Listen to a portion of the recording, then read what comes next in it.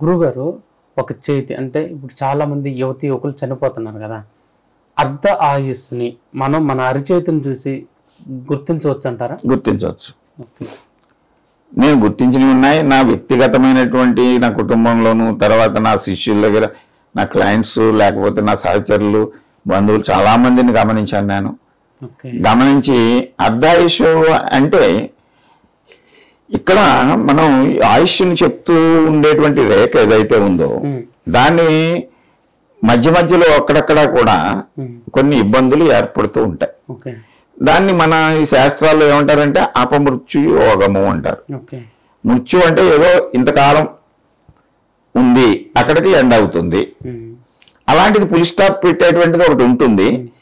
కొన్ని సందర్భాల్లో ఈ రేఖ పూర్తిగా ఉన్న మధ్యలో ఎక్కడో చోట 2-3 చోట్ల తెగటం ఉన్నప్పుడు అది అపమృత్యువు అంట. ఆ కాలంలో కూడా అటువంటి పరిస్థితులు ఏదో కారణం వల్ల ఏర్పడవచ్చు. ఏర్పడి మళ్ళీ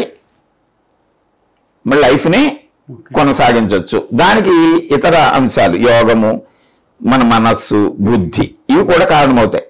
అంటే మనస్సు ఎక్కడో చోట క్షోభించి తట్టుకోలేని పరిస్థితికి వెళ్ళిపోయి అతను చివరికి సూసైడ్కి టెండెన్సీ అంటాం మనం. దీంట్లో కనబడుతుంది సూసైడ్కి టెండెన్సీ. నేను గమనించినవి ఉన్నాయి. అది మార్చుకోవచ్చు కూడాను.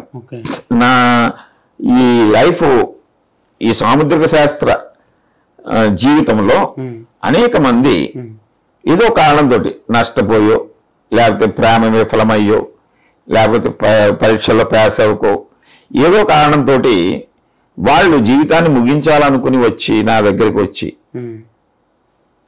అటువంటి బాధలో ఉన్నటువంటి వాళ్ళకి కూడా మనం నీ లైఫ్ ఇంకా కొనసాగుతుంది సుమా, దీని భావాన్ని మార్చుకో, ఇది శాశ్వతం కాదు.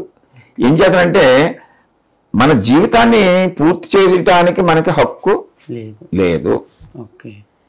ఏం చేతనంటే మనకు కావాలని తెచ్చుకున్నామేది కాదు అని వాళ్ళని మనం ఇతర సుగుణాలు ఏవైతే ఉంటాయో వాటిని చెప్పి, మనం ఒక్క కోణంలోనే థింక్ చేస్తూ ఉంటాం మనం.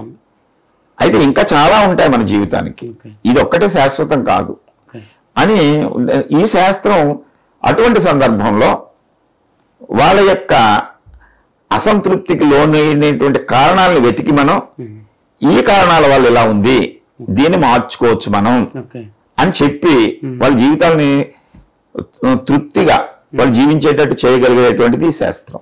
భయపెట్టదు, భయపెట్టకూడదు. భయపెడితే ఏమవుతుందంటే ఆ భయాన్ని తీర్చడానికి ఏదో కారణం ఇంకొక లెవెల్లో ఉన్నారు, మిమ్మల్ని అది ఆవహించింది, ఇది ఆవహించింది అని చెప్పి ఎవ్వరూ ఆవహించరు మనల్ని.